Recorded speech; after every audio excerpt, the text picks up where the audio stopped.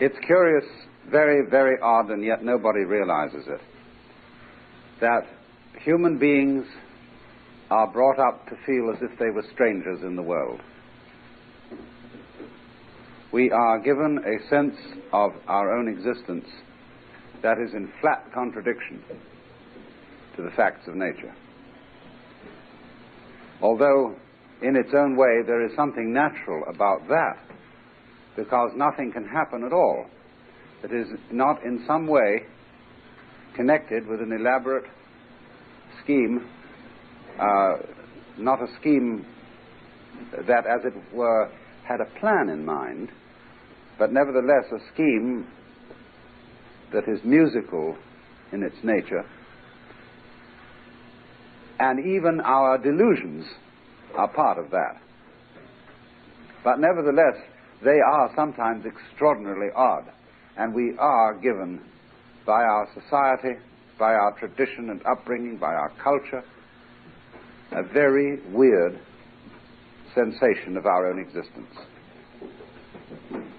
And that is the sensation of strangeness, of being somebody who, as we say, comes into this world, whereas when you are born, you should say that you came out of this world.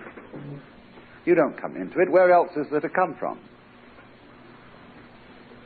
In the philosophy that we've inherited, however, and that underlies our common sense, there are some ideas which account for this sensation of strangeness.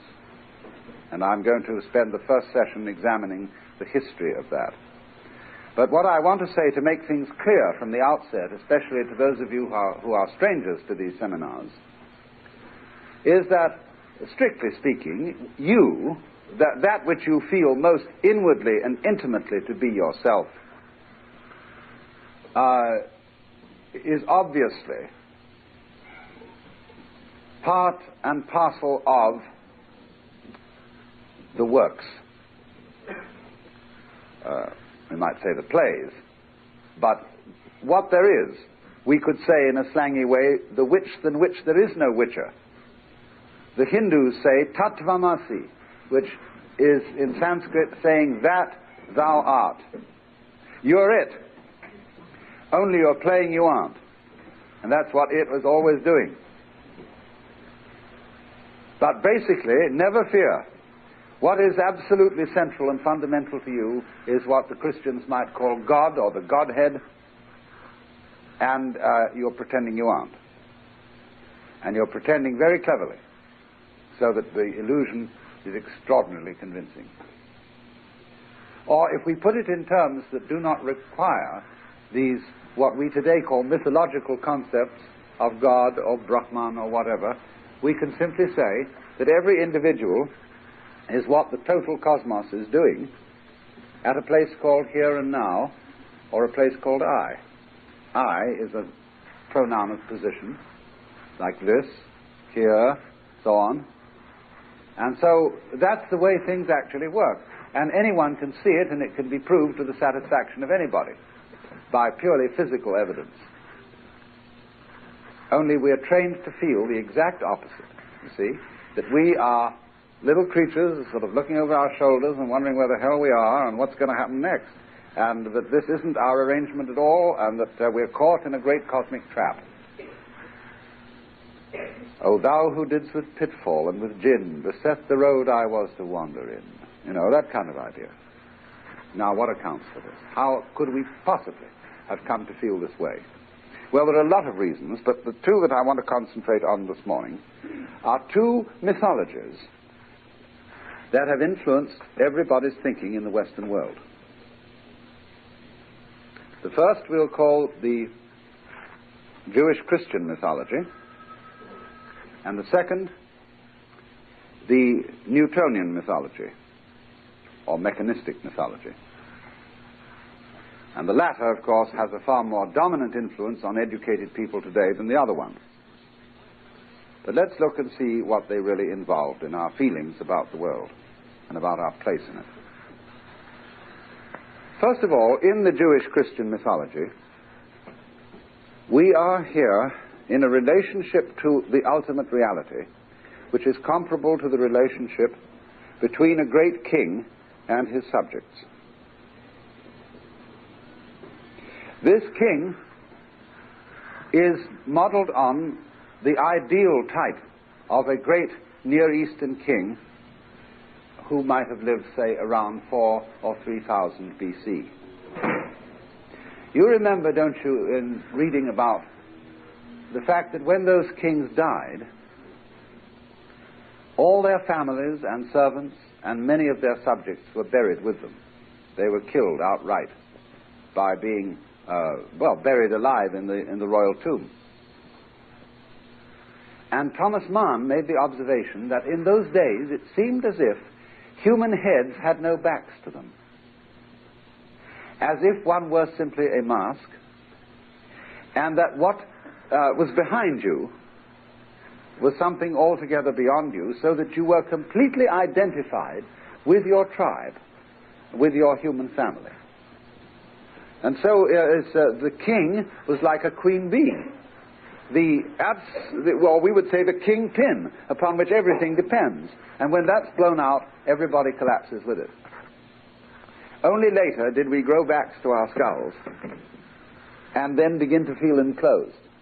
That was a very important step, but a troublesome one.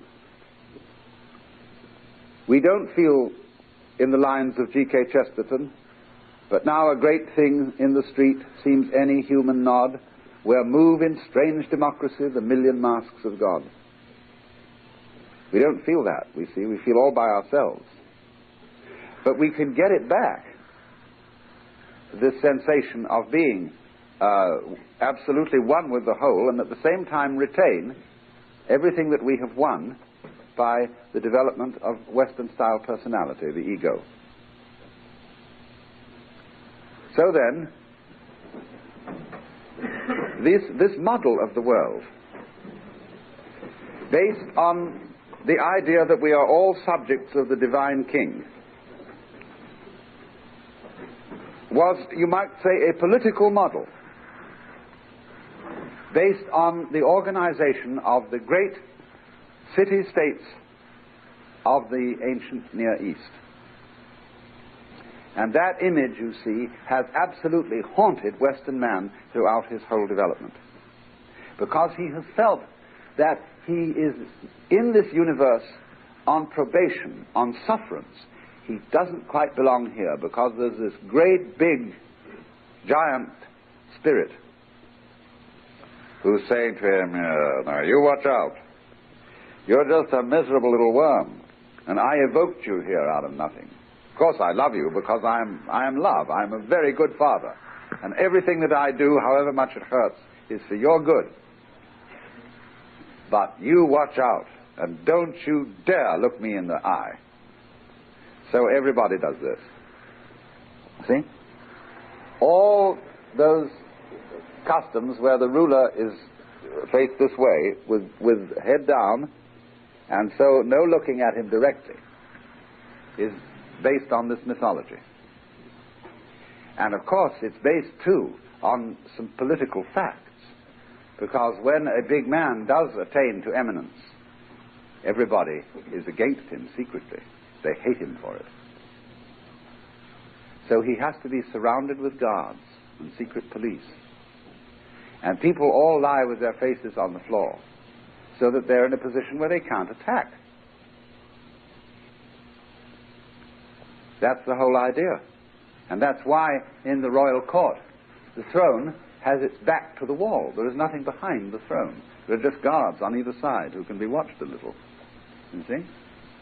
So in a church, when the altar or the episcopal throne is right with its back to the wall, this really indicates a situation of fear. But if I'm not afraid of you, I shouldn't really have my back to the wall at all here in this situation. Only rooms are designed, our whole architecture, following the design of original courthouses, is made that way. After all, one should walk out into the middle of people and have people behind you, if you can trust them.